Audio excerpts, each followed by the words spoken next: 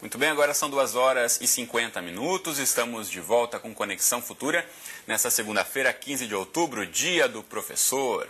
Bom, e nessa entrada vamos falar sobre a saúde dos professores e sobre uma síndrome que é muito comum nessa categoria profissional, a síndrome de burnout ou síndrome do esgotamento profissional. A principal característica é o estado de tensão emocional e estresse crônico provocados por condições de trabalho físicas, emocionais e psicológicas desgastantes. A síndrome se manifesta especialmente em pessoas cuja profissão exige envolvimento interpessoal direto e intenso, como é o caso dos professores. Bom, para conversar com a gente sobre esse tema, convidamos a pesquisadora Gisele Levi, da Universidade do Estado do Rio de Janeiro. Tudo bem, Gisele? Bem-vinda. Tudo bem, Cristiano.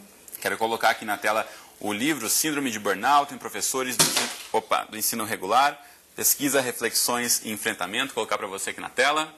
O livro da Gisele. Quero ouvir de você, Gisele, por que pesquisar esse tema? Você como professora, por que se dedicar a pesquisar esse tema do esgotamento profissional? Principalmente porque a síndrome de burnout, ela vai afetar aquele professor que é extremamente dedicado à sua função, entendeu? Ao seu trabalho. E é assim, desperdício um profissional desse ficar adoentado. Né? Principalmente por isso é que eu escolhi desenvolver as pesquisas sobre esse assunto no mestrado, onde eu fiz a análise da síndrome de burnout em professores do ensino fundamental, que, por sinal, deu, então, direcionamento para a elaboração do livro, e agora, no doutorado, que eu trabalhei com as técnicas de enfrentamento para esses professores. E você fala que na síndrome em professores do ensino regular, ou seja, desses professores de ensino fundamental, ensino médio, que estão com essa garotada na escola todo dia. Exatamente. Por que nesse professor acontece mais esse problema? Na verdade, alguns fatores concorrem para que esse quadro aconteça. Nós temos aí a violência em sala de aula, a falta de respeito. Fora essa área, você pode pensar em termos físicos. Você tem salas de aula inadequadas para o desenvolvimento das aulas, falta de recurso, iluminação, barulho excessivo, sem contar a questão salarial.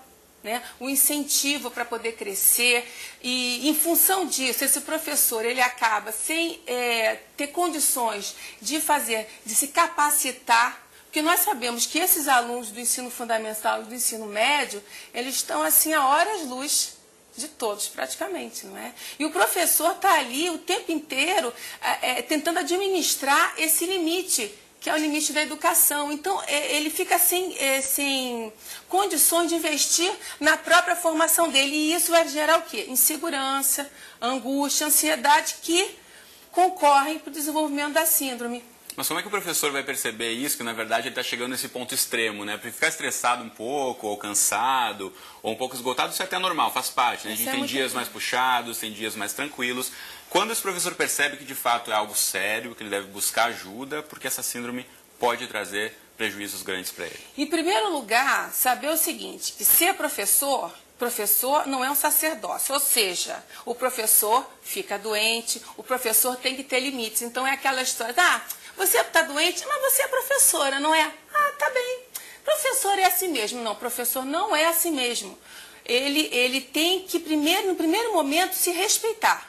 Né? Então, primeiro, você começa, e como nós já falamos, é um estresse recorrente do ambiente de trabalho. Então, você começa com a exaustão física muito grande. Em consequência disso, você tem a exaustão mental, porque nós sabemos que se nós estamos fisicamente inadequados, incapacitados, cognitivamente a coisa não vai andar muito bem.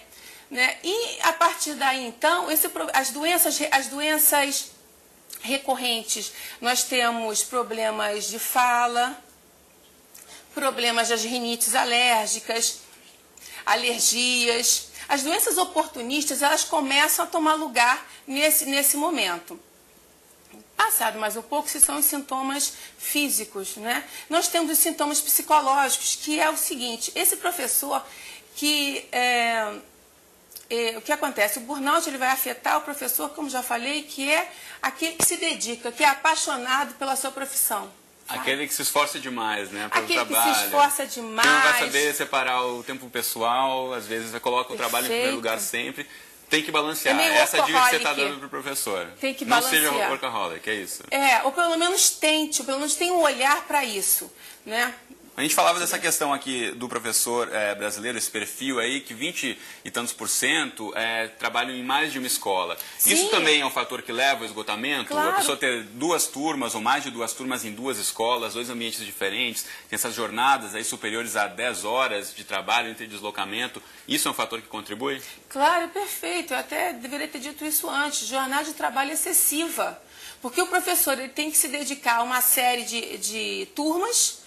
E aí você pensa na quantidade de alunos naquelas turmas, e isso acontece ao longo de um mês, ao longo de 6 meses, e o desgaste é incrível, principalmente naquele professor dedicado, que gosta do que faz. E esses sintomas psicológicos que você fala, ansiedade, esse incômodo, eu queria que você marcasse bem isso para o professor, como a gente falou anteriormente, o cansaço, o estresse é normal, mas até certo ponto, né? Exatamente. O cansaço, o estresse é normal, até porque é impossível você trabalhar em algum ambiente onde não ocorram essas variáveis. A questão que se coloca é a seguinte: o burnout ele vai atuar em cima da autoestima daquele professor. Então, em termos psicológicos, esse professor ele começa a desenvolver comportamentos de evitação, ele começa a evitar o quê? Evitar o ambiente de sala de aula, evitar as relações com os seus colegas, com os seus superiores, porque, na verdade, esse professor, de uma maneira até inconsciente ainda, ele vai encarar o ambiente de trabalho dele como algo extremamente aversivo. E para que ele possa sobreviver àquela situação aversiva, ele vai desenvolver mecanismos de defesa. E é o quê? Distanciamento. E você... o professor, olha, o exemplo é o seguinte: tem um professor que é dedicado à turma, que tira a dúvida das turmas, no final da aula, ele está sempre ali no cantinho tomando café. Todo mundo conhece um professor assim, ou até já é um professor assim. E esse professor, ele começa a mudar o seu comportamento. Ele começa a não aguentar. Ele vê a turma, vê aquele aluno que anteriormente era algo muito positivo, como um ataque. Então, ele começa a se distanciar das questões pedagógicas da escola, das questões políticas.